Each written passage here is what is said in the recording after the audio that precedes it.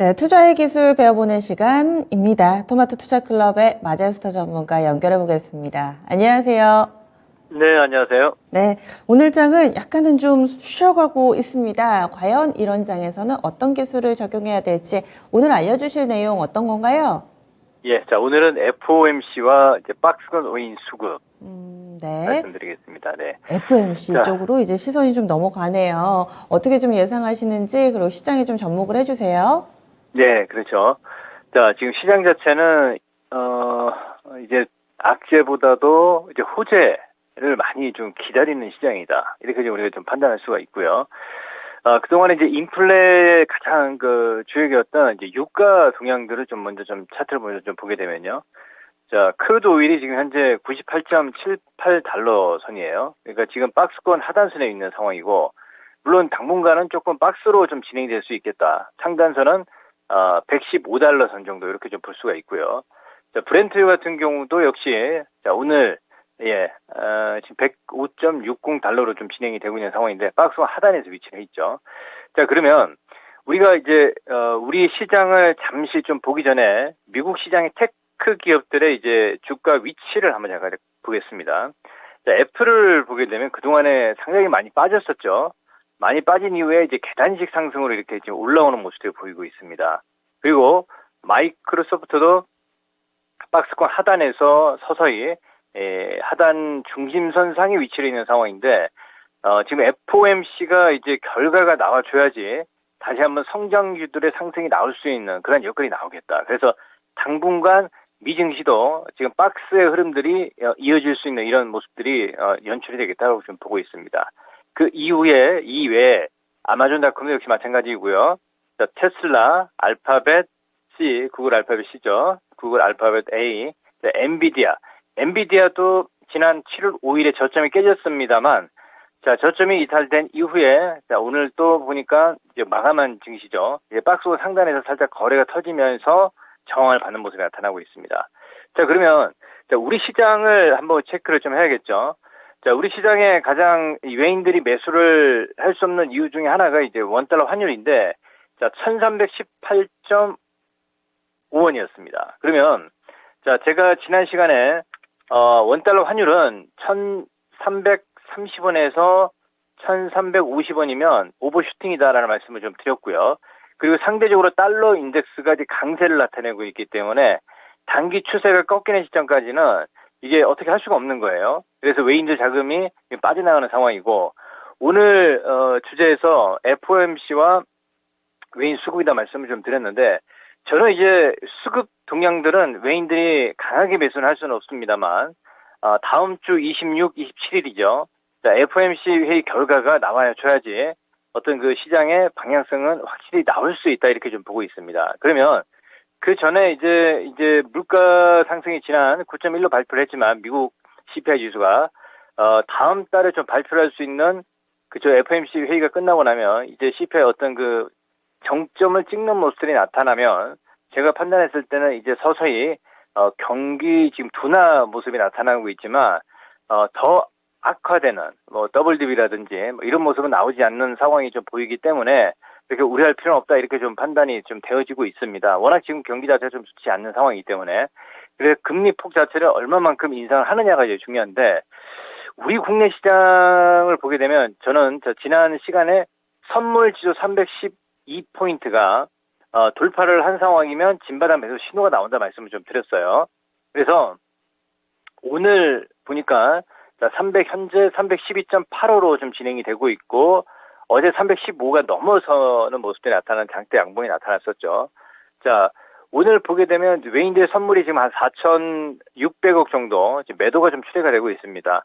그래서 외인들 수급은 그렇게 크게 신경 쓸 필요가 없어요. 무슨 얘기냐면 어차피 바닥권에서 공략한 투자자들 같은 경우는 만약에 이제 다음 주 FOMC까지 조금 그죠? 예, 우리 빅스텝에서 이제 울트라스 때까지 금리 인상을 100bp 이상, 1% 이상 만약에 인상을 하게 되면 약간 출렁임이 나타날 수 있고 그 안에 이슈에 의해서 약간 좀 변동이 나타날 수 있겠지만 결국은 이제 박스로 좀 진행이 될 수 있겠다 이렇게 좀 보고 있기 때문에 내려오면 매수, 박스 상단에서 단기 물량은 매도 뭐 이런 우리가 전략들 구사하는 것도 굉장히 좋아요. 자, 우리 거래소 시장 보세요. 거래소 시장의 차트를 보게 되면 2365포인트 순으로 좀 진행이 되고 있는데, 자, 오늘 보게 되면, 그죠? 단기 추세, 21선을 돌파한 이후에 단기 추세만, 유지가 되고 있고, 그리고 코스닥 시장이 조금 더 강하죠. 자, 이제 기술적으로 보게 되면, 자, 단기 이동평균선 11선이 이제 우상향으로 서서히 이제 전환되는 모습이 나타나고 있습니다. 그러면 우리가 좀 주목을 좀 해봐야 될 포인트가 지금, 그동안에 이제 종목 장세, 그리고 거래소 쪽에서 보게 되면 삼성전자라든지 하이닉스가 상당히 많이 올라왔습니다. 자, 이 얘기는 무슨 얘기냐면, 자, 오늘은 지금 삼성전자가 살짝 빠지고 있지만, 제가 지난 삼성전자도, 자, 저점이 깨졌을 때 오히려 매수 포인트다 말씀을 좀 드렸고요. 그죠? 그리고 하이닉스도 역시 마찬가지였습니다. 저점이 깨졌을 때 매수 포인트, 그리고 지금 N자형 계단식 상승으로 어느 정도 수익률이 나오고 있어요. 그러면 우리가 여기서 대형주에서 좀 비교를 해야 될 게, 자, 이전에 현대차를 보시면, 현대차의 전략들은 잠깐 보시면, 자, 이 방송을 계속 시청하신 분들께서는 뭐 다 알고 계실 거예요. 3월 15일에 16만원 저점이 왔을 때, 제가 매수 포인트 말씀을 좀 드렸고요. 그리고 19만원권에서는 단기 매도다 말씀을 좀 드렸어요.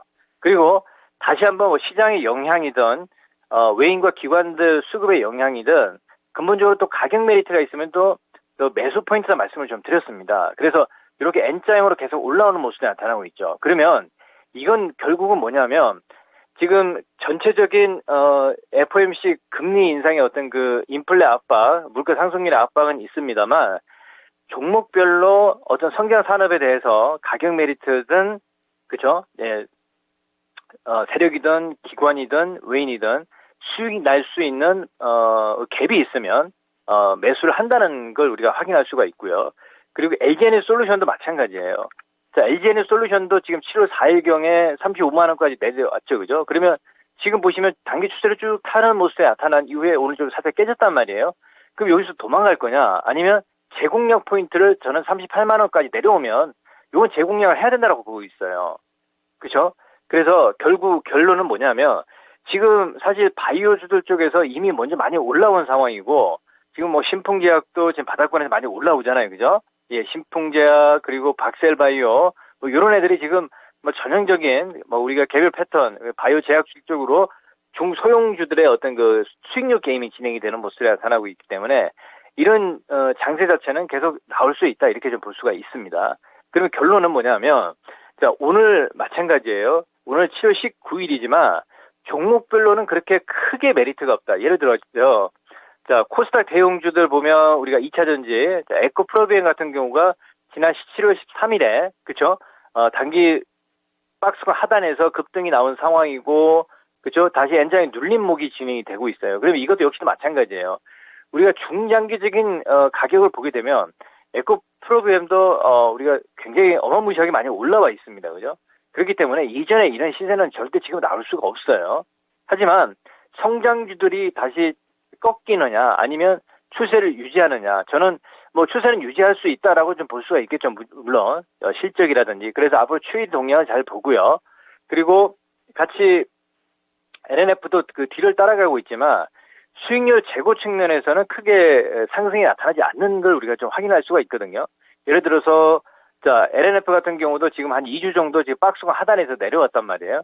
만약에, FOMC까지 크게 지금 방향성, 그러니까 외인과 기관들이 그렇게 크게 매수를 수급이 유입되지 않으면 이렇게 박스권 하단에서, 그죠? 살짝 이탈되고 또 끌어올릴 수도 있는 거예요. 그러니까 이런 포인트를 체크를 하는 게 무엇보다도 좀 중요하다, 이렇게 말씀을 좀 드렸고요.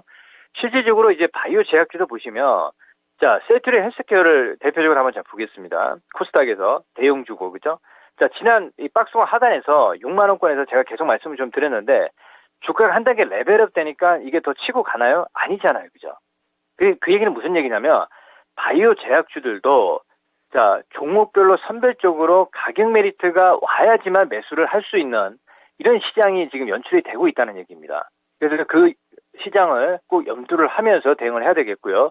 자, 그러면 정리를 하면 코스피 쪽에서 바이오 제약주들, 큰 종목군들 같은 경우는 지금 약간 N자형으로 눌리는 지수를 볼 수가 있고요. 그렇죠? 그리고 제약주들 쪽으로 보게 되면 단기 추세는 계속 유지가 되는 낙폭과대 메리트가 종목별로 이제 선순환 구조로 가고 있다는 얘기입니다. 그래서 제가 판단했을 때는 종목별로 가격 메리트가 있는 종목군들, 물론 재료가 있어야 되겠죠. 예. 이런 종목군들이 지금 시장에서 나올 수 있다라는 말씀을 좀 드리겠고요. 그리고 오늘 외인과 기관들, 특히 오늘 기관 외인들이 오늘 시장에서 관망을 하고 있고 외인들 선물이 4,600억 매도가 나오고 있는데 그렇게 신경 쓸 필요가 없는 거예요. 그래서 외인들이 매도가 나올 때는 그냥 박스권 하단에서 저점 공략이라든지 아니면 만약에 주식을 보유한 투자자 같은 경우는 그대로 그냥 조금 시간 여유를 가지고 다음 주 FOMC까지 좀 기다리는 전략으로 포인트를 좀 잡고 대응을 계속 좀 해야 되겠다. 이렇게 말씀을 좀 드리겠고, 우리 시장은 바닥권을 탈피를 했어요. 예, 바닥권 탈피를 했는데 이전처럼 수급이 강하게 매수가 유입되면서 빵빵 터지는 장세는 나오지 않아요. 그러니까 지금 코스피 200 차트인데요. 이렇게 보시면 지금 313.51로 가는데 이렇게 계단식 상승으로 우리가 340포인트를 목표로 잡고 꾸준하게 좀 보유하는 관점, 그리고 시장을 너무 비관적인 것보다는 이제는 약간 긍정적인 마인드에서 저 시장을 보는 전략을 좀 제시를 좀 해드리도록 하겠습니다. 네, 알겠습니다. 고맙습니다. 네, 감사합니다. 네, 오늘 약간 주춤하기는 하지만은 이제 긍정적으로 시장 바라보자. 외국인이 팔고 있기는 해도 이런 부분들 크게 마음 쓸 건 없다. 이렇게 또 투자자분들께 힘을 주는 그런 얘기 오늘의 투자의 기술로 들어봤습니다. 지금까지 다양한 투자 판단에 대한 도움 말씀드렸습니다. 종목의 상승 하락을 보장하지는 않습니다.